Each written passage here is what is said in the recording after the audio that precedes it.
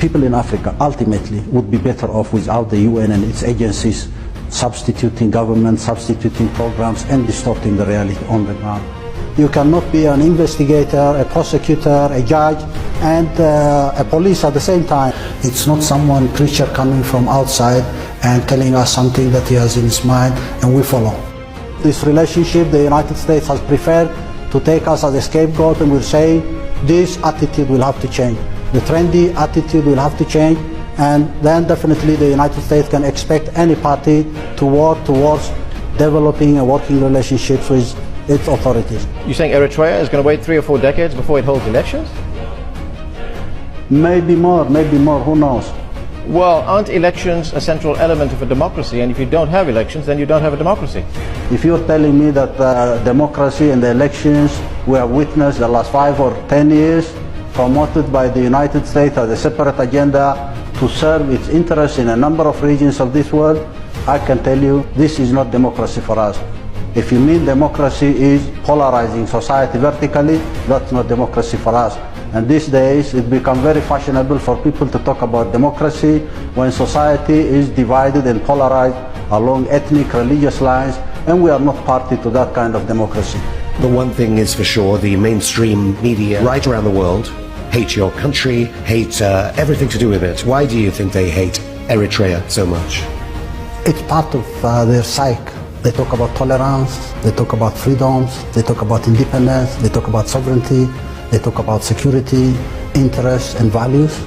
If anyone raises a voice against their real nature in spite of the pretensions, then you are an enemy.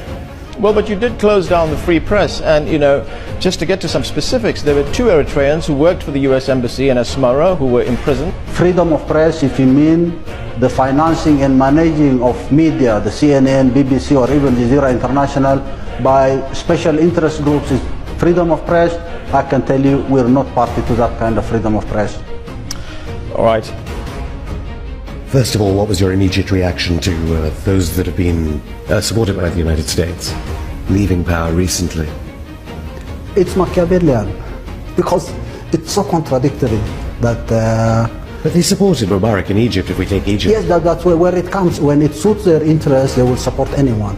Well, relations between the United States and Eritrea are very poor at the moment, and a few days ago you called for Washington to, and I'm going to be quoting here, change its frame of thinking and end acts of adventurism. What exactly do you want Washington to do? Well, it's not only Eritrea, it's not only the Horn of Africa. This has become trendy. It's false assumptions, it's weapons of mass destruction, it's accusations of supporting or sponsoring terror. For me, it's a continuation of one ideology. It's an ideology of slavery. It's an ideology of colonialism. It's an ideology of neocolonialism. It's an ideology, at least in the last 30 years, we can talk about hegemony, controlling. Who doesn't bow to these ideologies, you will be punished if you are not in line with their way of thinking. It's either sanctions, it's either demonizing this or that guy, and using all sorts of tools, including the World Bank, IMF, and other tools they use to pressure everybody to bow to this ideology. And people are fed up of this behavior, this culture of domination, hegemony. Everybody is fed up of it.